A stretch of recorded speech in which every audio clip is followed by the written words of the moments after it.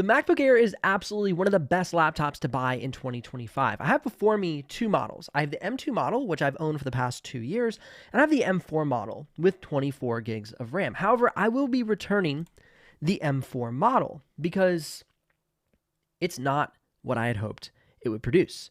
I was hoping for substantially better performance, but what I realized is the M4 didn't make the difference. There were some other elements, and we're going to dive into that right now. I'm going to show you exactly why I'm returning the M4 and keeping my M2 model. Now, to kick things off, let's look at these two models here.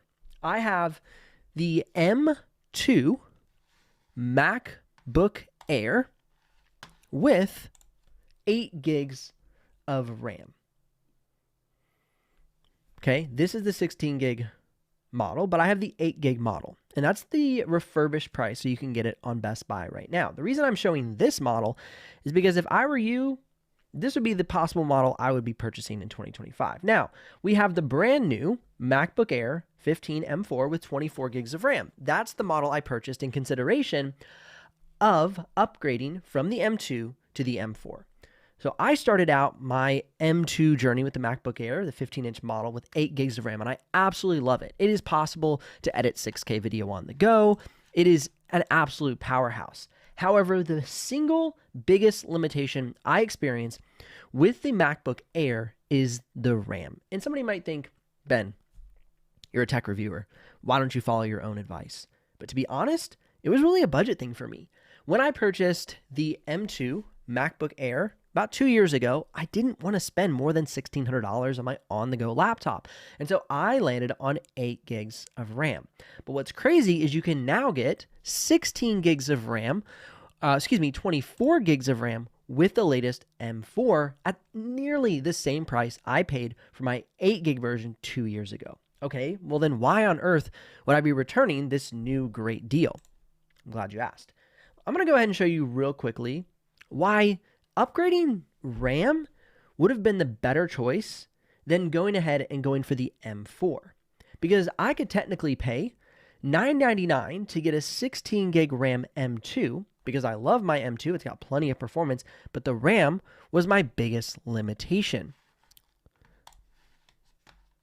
So you can see I can get this for $999 versus going for the 24 gig version for $1,599. So there's some money to be saved here.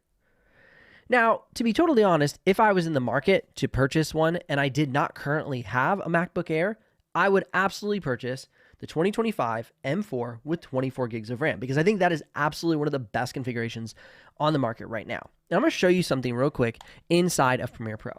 So I'm going to pull up Premiere Pro, I'm going to start play on the timeline, and I want you to look here at the CPU usage. You can see the CPU usage is right around 5%, sometimes dipping below, sometimes coming back up. That means that the CPU utilization while running Premiere Pro playback 4K is minimal. Like that's not the reason that one should be upgrading, say, from M1 or M2 to M4. If you're somebody who has low RAM, that would be the reason I would be upgrading, is to get a newer model with higher RAM capacity, which is what I'm leaning towards more and more as I'm reviewing these devices because the M2 is plenty powerful. If you watch my head-to-head video editing live stream, you can see that my M2 only has a slightly increased percentage usage of the CPU, meaning that the CPU didn't improve from a performance standpoint by leaps and bounds. It was a mere 10, 15, maybe 20% increase in performance. However, let's go ahead and look at the real reason to make the upgrade. You can see here that in Premiere Pro, it's using 17 gigs of RAM for the playback, which again is why I would highly recommend if you're going to buy a 2025 MacBook Air that you get at least 24 gigs of RAM or higher. That way you have full capacity if you're going to be using this for creator tasks like Photoshop, Premiere Pro video editing, digital art, inside of Photoshop, Illustrator, InDesign, whatever it might be. You're already using, specifically for Premiere Pro, almost just at 17 gigs of RAM for video editing. So let's say you go ahead and open Safari or Google Chrome, or you're listening to music in Spotify, you're going to be adding more usage, and that is where your computer will bottleneck. Not in regards to CPU performance, but in regards to the RAM performance. Okay, now another question is, what about battery life? Well, we're only seeing maybe 10 to 15% improvement in battery life with the new M4 chip. So battery life is not a reason to upgrade to the latest M4. Again, RAM is the number one reason that I would personally upgrade to a newer device. It would not be to access the latest M4 chip. And especially if you're thinking, if you're an M2 or M3 user, it just doesn't make sense unless you're trying to get more RAM. And again, the biggest problem is the RAM is soldered. So we can't just make a quick RAM upgrade and, solve our problem.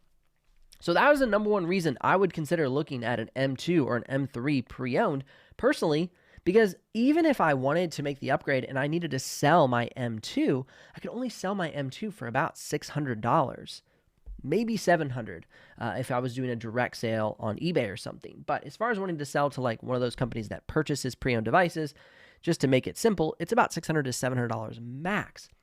And so if I were going to be going from $600 to $700 to then having to buy a new $1,600 laptop, I'd have almost $1,000 I'd have to put out versus, going ahead and choosing, say, the 16 gig model and only having to put out a couple $100.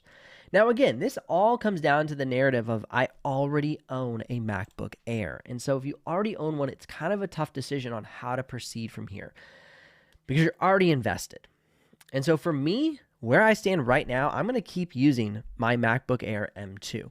The reason being is it handles my daily tasks for the most part of my on-the-go needs to 85% of my liking. And so with that, I'm going to be sticking with the M2. I hope this has been helpful. This thing will be returned. I'll be launching a full review of the laptop in the coming days, well, more like a week or so. So keep an eye on the channel, and I really hope that you make the right decision for your needs. Don't forget that there's links in the description below if you want to buy either the M4 or the M2. I'll see you guys in the next video.